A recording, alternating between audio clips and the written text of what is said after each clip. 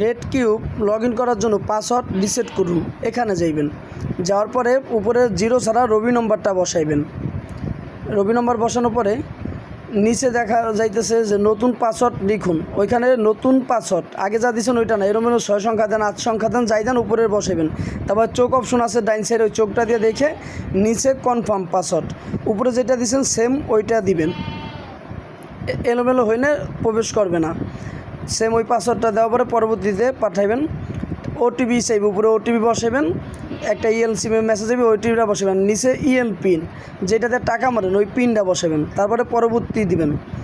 পরবর্তী দেওয়ার পরে আপনি লগ ইন হয়ে যাবে। তারপরে সেকেন্ড অ্যাকাউন্ট যোগ করার জন্য যদি যোগ করতে চান তাহলে উপরে নম্বরের উপর চাপ দিনে তারপরে সেকেন্ড অ্যাকাউন্ট অ্যাড করুন, ওইখানে যাইবেন। যাওয়ার পরে সেম 0 ছাড়া অ্যাটেন্ড নম্বরটা দিবেন। দেওয়ার পরে আবার ওটিপি পাঠাইবেন। ওটিপি পাঠানোর পরে ওটিপি